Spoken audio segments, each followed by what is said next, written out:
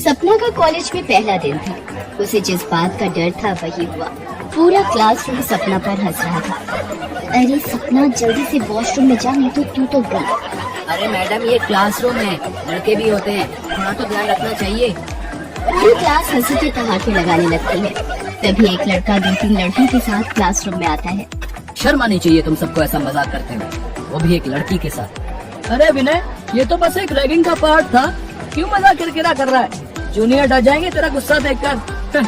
Ragging इस तरह से, वो भी एक लड़की के साथ ऐसा मजाक करके। मुझे एक बार पता चल जाए ये टमाटो केचप किसने इसकी सीट पर गिराई, कॉलेज से बाहर ना फेंकवा दिया तो मेरा नाम भी विनय सिंह नहीं। सपना रोती हुई वॉशरूम में अपनी ड्रेस साफ करने चली जाती है। विनय कॉलेज में सीनियर था और साथ ही साथ कॉलेज का प्रेसिडेंट भी था। उसके गुस्से से कॉलेज के सब बच्चे डरते थे। अगले दिन सपना विनय के पास जाती है। थैंक यू, आपने कल मेरी मदद की। इस कॉलेज में आपको कभी भी कोई परेशानी हो तो बेझिझक मुझे बताना। विनय और सपना शिमला में एक ही कॉलेज में पढ़ते थे। विनय सपना से सीनियर था। धीरे धीरे उनमें दोस्ती हो गई और वही दोस्ती प्यार में बदल गई। एक दिन, सपना कल मेरा कॉलेज में आखिरी दिन है, इसके बाद मैं जयपुर वापस चला जाऊंगा और वहीं बड़े भैया के साथ काम संभालूंगा। मैं तुम्हारे बिना कैसे रहूंगी विनय? सपना तुम कॉलेज पूरा कर लो, फोन पर हम बात कर लिया करेंगे, उसके बाद मैं घर में शादी के लिए बात कर लूंगा। विनय अपने भैया सूरज के साथ दुकान संभाल लेता है। सपना फाइनल ईयर में थी और कुछ ही हफ्तों में उसका कॉलेज कंप्लीट होने वाला था। एक दिन, सपना जल्दी चल, वो राधिका मैम की तबीयत कुछ ठीक नहीं है, उनके पेट में तेज दर्द उठ रहा है। क्या हुआ मैम, आपकी तबीयत तो ठीक है ना? कुछ नहीं सपना, वो कथक डांस कार्यक्रम के दिन नजदीक आ रहे हैं तो इन फर्स्ट ईयर की लड़कियों को ज्यादा प्रैक्टिस करवानी पड़ती है। वो आज मेरा पीरियड का सेकंड डे है, इसलिए ज्यादा डांस करने में पेट में दर्द उठ गया। मैम आप आज छुट्टी लेकर घर पर आराम कर लेते। नहीं सपना, ये इनका कॉलेज का पहला प्रोग्राम है, इसलिए प्रिंसिपल मैम ने छुट्टी लेने से साफ मना कर दिया। कोई बात नहीं मैम, मैं इन्हें आपकी जगह 2-3 दिन प्रैक्टिस करवा दूंगी, आप बस आराम से यहाँ बैठकर बताते रहना। थैंक यू सपना, तुम बहुत अच्छी लड़की हो। सपना दिल की बहुत अच्छी थी। दूसरों की परेशानी को समझना और उनकी सहायता करना उसे अच्छा लगता था। कुछ दिनों बाद सपना का कॉलेज खत्म हो जाता है। वो अपने घर आ जाती है। लक्ष्मी, मैं सोच रहा हूँ कि सपना की पढ़ाई भी पूरी हो गई है, अब एक अच्छा सा लड़का देखकर इसकी शादी कर देते हैं। कह तो तुम ठीक रहे हो, कोई अच्छा लड़का देखना शुरू करो फिर। सपना अपने माता पिता की बातें सुन लेती है। वो विनय को फोन पर सारी बात बताती है। विनय अपने माता पिता और भैया भाभी से इस बारे में बात करता है। सबकी रजामंदी से विनय और सपना की शादी हो जाती है। शादी के 2-3 दिन बाद, अरे विनय तो दुकान चले गए, अब किसको बोलूं? मेरे तो पीरियड आ गए, मेरे पास तो सैनिटरी पैड भी नहीं रखे, किससे पूछूं? सुमन भाभी से पूछती हूँ। सुमन भाभी, मेरे ना पीरियड आ गए हैं और मेरे पास सैनिटरी पैड नहीं है, आपके पास है क्या? नहीं सपना, शादी से पहले तो मेरी मम्मी ला देती थी तो मैं वही लगाती थी, पर यहाँ तो थोड़ी शर्म के कारण कपड़े का इस्तेमाल ही कर लेती हूँ। हमेशा पैड लाने के लिए बाजार भी तो नहीं जा सकती। पर भाभी सैनिटरी पैड तो हमारी जरूरतों का हिस्सा है, तुम धीरे धीरे इस घर में रहोगी तो तुम्हें सब समझ आ जाएगा।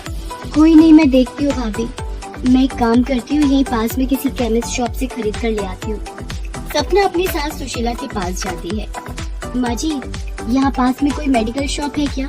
मुझे अपने लिए सैनिटरी पैड खरीदने हैं। वो क्या होता है? कोई जरूरी चीज है तो मैं विनय के बापू को बोल देती हूँ, वो ले आएंगे, तुम क्यों जाओगी? नई बहू हो, लोग क्या कहेंगे? डोली आई नहीं कि बहू को अकेले बाजार भेज दिया। माँ जी, मेरे पीरियड आ गए और मुझे पैड की जरूरत है। क्या माहवारी शुरू हो गई है? पहले बताना था ना। अब इसके नियम कायदे भी हमारे घर के तुम्हें सीखने होंगे। और ये पैड वगैरह अंग्रेजी चोचले हैं, हमने तो अपनी पूरी उम्र उन दिनों में कपड़ा लगा कर ही गुजार दी। मैं पुरानी चादर देती हूँ, उसमें से टुकड़ा फाड़ लेना। सपना कमरे में आकर विनय को फोन करती है। विनय, मेरी पीरियड्स की डेट आ गई है, मेरे पास पैड नहीं है, आप शाम को किसी मेडिकल शॉप से 2 पैकेट लेते आना प्लीज। ठीक है सपना, मैं लेता आऊंगा। पेट में दर्द है, मजबूरी में तब तक कपड़ा ही लगा लेती हूँ, एक कप चाय बना लो। हे राम, पूरी रसोई अपवित्र कर दी। बहू, तुम्हारा इन दिनों में रसोई में आना बंद है। तुमने अपनी माँ के घर में ये सब नहीं सीखा क्या? माहवारी के दिनों में तुम रसोई के काम, मंदिर में पूजा आदि कोई काम नहीं कर सकती, आई समझ में? पर माँ जी, मेरे मायके में मैंने कभी ये सब नहीं देखा या सुना। अब तुम अपनी ससुराल में हो बहू, तो अब से तुम्हें यहाँ के कायदे कानून ही मानने होंगे, चाहे तुम्हें सुमन बहू दे देगी। सुमन, जैसे तुम्हारे अलग बर्तन बने हुए हैं वैसे ही सपना की थाली और कटोरी गिलास इन दिनों के लिए अलग कर दो। सपना अपने कमरे में आ जाती है। वो ये सब देखकर बहुत दुखी होती है कि आज भी लोग इतने रूढ़िवादी कैसे हो सकते हैं। शाम को विनय सपना के लिए सैनिटरी पैड ले आता है। वो उसे दिन की बात बताती है। सपना, मैं जानता हूँ कि माँ पुराने ख्यालों की है, इसलिए उन्हें थोड़ा वक्त दो। और मुझे पता है तुम अपने प्यार और विश्वास से एक दिन उनका दिल जीत लोगी। सुमन बहू, सपना बहू, दोनों इधर आओ। कल करीबी रिश्तेदार की शादी है, कार्ड आया हुआ है, हमें जाना है। सब लोग शादी में जाने की तैयारी करते हैं। सपना, क्या मैं अंदर आ सकती हूँ? जी भाभी, मैं बस तैयार हो रही थी। आप तैयार ही हो? क्या हुआ? सपना, वो मैं पूछ रही थी क्या एक सैनिटरी पैड मिल जाएगा? वो साड़ी हल्के रंग की है तो कपड़े में दिक्कत होगी, दाग ना लग जाए। जी भाभी, मेरी भी आज डेट हो गई, पहला दिन है मेरा भी। ये लो, आप ये 2 पैड लगा लो, फिर कोई दिक्कत नहीं होगी। सब लोग शादी में जाते हैं। अगले दिन सुबह, अरे मेरी मैया, बिल्कुल नहीं रुक रहा दर्द, बार बार बाथरूम भाग रही हूँ, कुछ करो, उल्टी दस्त ना रुक रहे मेरे तो। माँ, विनय डॉक्टर को लेने गया है, बस आता ही होगा। सुशीला, कितनी बार मना किया है तुम्हें, अब उम्र हो गई है, शादियों का खाना नहीं पचता हम बूढ़ों को। फिर भी तुमने रबड़ी जलेबी खा ली, अब परेशान हो रही हो। डॉक्टर, माँ को जरा देखिए क्या हो गया है। इन्हें किसी खाने की चीज से फूड पॉइजन हो गया है। ठीक होने में 3 से 4 दिन लगेंगे। मैं कुछ दवाइयाँ और पीने की टॉनिक दे रहा हूँ, आराम आ जाएगा। बाकी पानी उबाल कर देना है। इन्हें पतली खिचड़ी, दलिया, सूप वगैरह ही सिर्फ खिलाना है। खान पान का बहुत ध्यान रखना है। आइए डॉक्टर, मैं आपको छोड़ देता हूँ। माँ जी, मैं और सपना दोनों महीने से हैं, रसोई में कैसे जाएं? नहीं सुमन बहू, तुम दोनों बिल्कुल रसोई में नहीं जाओगी, ये पाप है। अब सूरज और विनय रसोई में चले तो गए, पर दोनों को क्या समझ रसोई में क्या करे। सपना ये सब देखकर गुस्से में थी।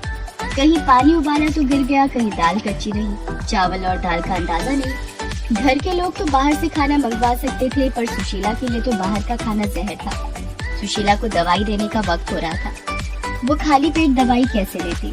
हार कर सपना का गुस्सा और बढ़ गया। वो रसोई में गई। प्लीज आप दोनों थोड़ी देर के लिए रसोई से बाहर चले जाएं। अरे मुझे ऐसे ही दवाई दे दो, मुझे खिचड़ी वगैरह मत दो, मेरे पेट में दर्द बढ़ रहा है। सुशीला को फिर एक उल्टी आती है। सुमन उसके पास जाती है। उधर क्या हाल कर दिया रसोई का। पहले पानी उबाल देती हूँ, ठंडा हो जाएगा, फिर एक तरफ खिचड़ी रख दूंगी। थोड़ी देर बाद सपना सुशीला के लिए खिचड़ी लेकर जाती है और अपने हाथों से उबला पानी पिलाती है। ये तूने क्या किया बहू, सालों की परंपरा थी ये। माँ जी, मैं सिर्फ 2 शब्दों में ये बात कहूंगी, आप उसे जो भी समझे। मेरी सासू माँ की जिंदगी से बढ़कर इस वक्त मेरे लिए कोई धर्म नहीं था। आप हो तो हम हैं, ये परिवार है। आपकी जिंदगी बचाने के लिए यदि ये पाप मुझे करना पड़ा तो ऐसे 100 पाप मैं और करूंगी, और आपकी जिंदगी पर आंच भी नहीं आने दूंगी। आप मेरी माँ हो, हम सबकी माँ। ये सुनकर सुशीला ने सपना को गले से लगा लिया। फिर सुमन भी सपना के साथ सुशीला की देखभाल करने लगी। कुछ दिनों बाद सुशीला ठीक हो गई। अब वो समझ चुकी थी कि जमाना बदल रहा है, तो उसे भी जमाने के साथ कदम मिलाना है। और मुश्किल घड़ी में की गई मदद में तो भगवान भी साथ होते।